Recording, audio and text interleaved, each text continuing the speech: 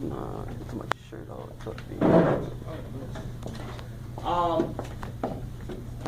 I think the teacher over there made a really valid point. She said, this is her first time meeting a real life author.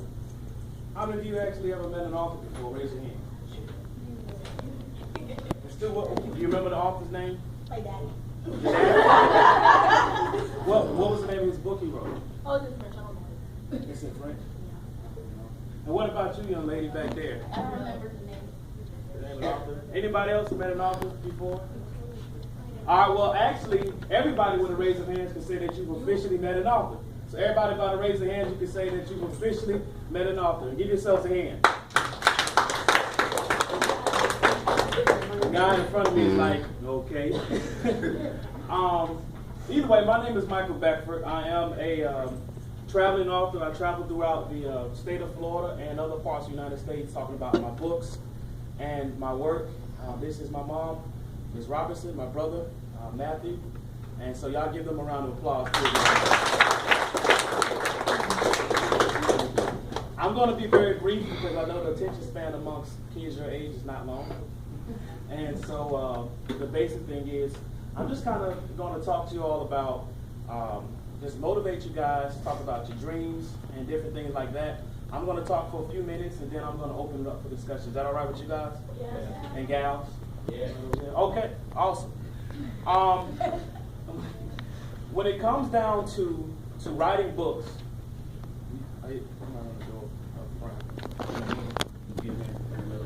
when it comes down to writing books, it's something that's a labor of love.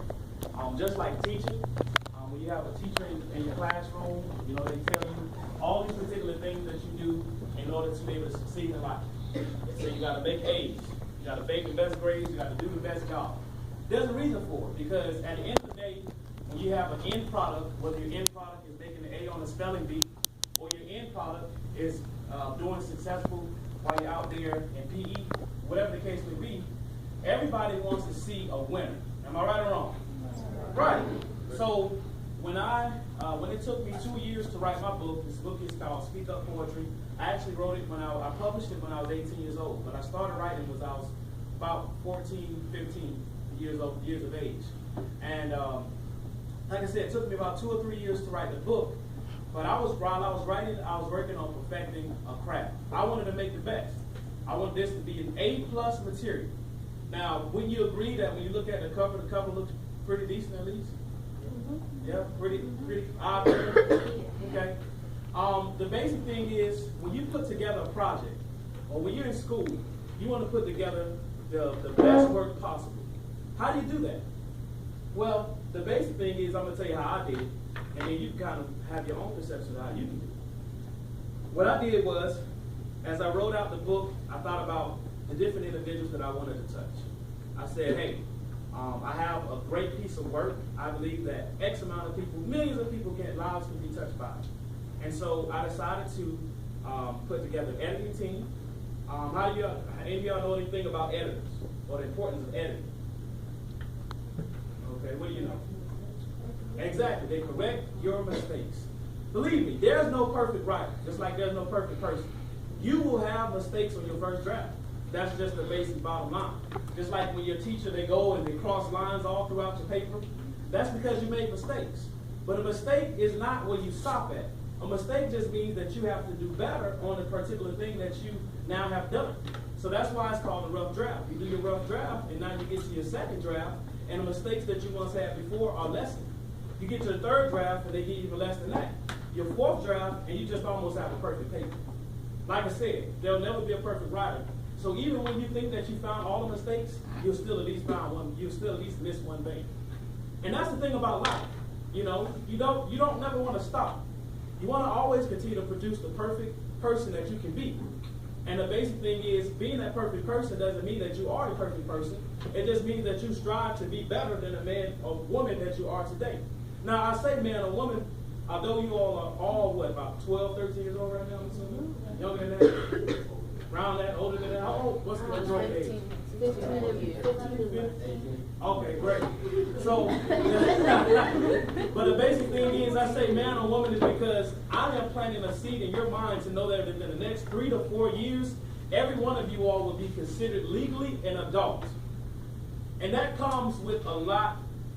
That comes with a lot. That comes with responsibilities.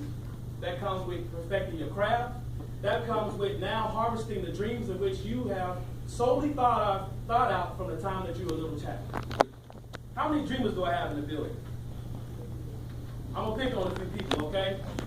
What dream do you have? What's your dream? What'd you say, sir? Baseball player. Baseball player. Nice. What baseball player recently retired? That man, Derek. It wasn't Derek Jeter. It was, what was his name? It wasn't Derek Jeter? Okay, well, I forgot his name. But yeah, he recently retired, 40 years old. But you know what? The basic thing is, I'm going to stay on Derek Jeter for a second. He sought after a dream. He perfected his mistakes. All those times he may have made a C in class, all those times that people may have said, you can't do this, you can't do that, he decided to be an overcomer. And in being an overcomer, he made over hundreds of millions of dollars in his career. And I'm not, of course, saying that that's for everybody, but the basic thing is, anytime that you have an overcomer mentality, then you're bound to be successful. Any more dreamers in the building? What's your dream, son? Basketball player? What's your favorite player? Oh, it don't matter who it is. Stephen Curry? Okay. Have you read up on what Stephen Curry had to do to make it to the NBA? No? That's important. That's my assignment to you. Now, mind you, I'm not here to check to see if you actually completed the assignment. So here's the difference between successful people and unsuccessful people. And y'all listen very closely. Successful people do what unsuccessful people aren't willing to do. Now, like I said, I'm not here to check to see if he actually does a biography on Stephen Curry to see what it took for him to make it to the NBA. But if he himself wants to truly make it to the NBA and be the best, and be like the one in which he so admires, then he would actually go ahead and take that assignment to heart. And he would be like a Michael Jordan. When everybody else decides to leave the court, he decides to continue to shoot. When everybody else decides that, hey, you know what, I don't want to watch any film, I'm tired of this, I'm done. He decides to continue to watch film. Because he knows if he really wants to be a Stephen Curry, and not just say it, if he really wants to be a Stephen Curry, then he'll actually model after what Stephen Curry does. Because life in itself is a franchise system. Did y'all know that? Anybody know what a franchise is? Nobody? Y'all ladies are kind of quiet over here. All right. Well, let me tell you. Anybody ever ate at McDonald's before? Okay, great. Firehouse Subs. I guess they don't have that down here in Miami. Kentucky Fried Chicken. Popeyes. Well, you know what a franchise is then. These are all franchises, ladies. These are all franchises. The basic thing is, when you have a franchise system, the basic thing is this. They have a model, a structure that you now model yourself after. That means every time you go to McDonald's, whether you go to McDonald's here in Homestead or you go to McDonald's in Tallahassee, Florida, they still make the same cheeseburgers the same way, no matter where you go. That is a franchise system. And so, when you're thinking about life, you build yourself upon a model. Okay? We all go through elementary school. I was telling my mom earlier, I was like, it's been a while since I've been here. We all go through elementary school. Then we go to middle school. Then we get to high school. Some of us college. But then after that, you've built all this time that you've been in school. You built all these relationships that you've had. You built all these partnerships that you may have created. All this time you're doing something, what we call a system. You're building a system within yourself.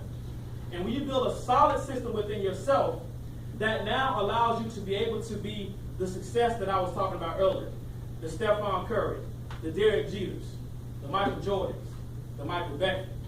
See, what I have done, I built a system. Okay? I built a system within my books. I decided that I'm going to take my knowledge, that my God-given knowledge, and write a book. And in my writing the book, I did the research, sir. I did all the research I needed to do in order to write a successful and completed project.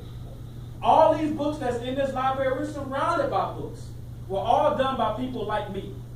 People that decided that one day I would like to write something for the world to read. The question to you as I wrap up is this. What is it that you're going to do for the world to see? Matter of fact, what is it that you're going to do for the world to read? Because quite contrary to popular beliefs, everything that you see, hear, or anything that you quite honestly decide to do, all starts out with a written word. It all starts out with a written word. Prime example. Well, I can't mention this particular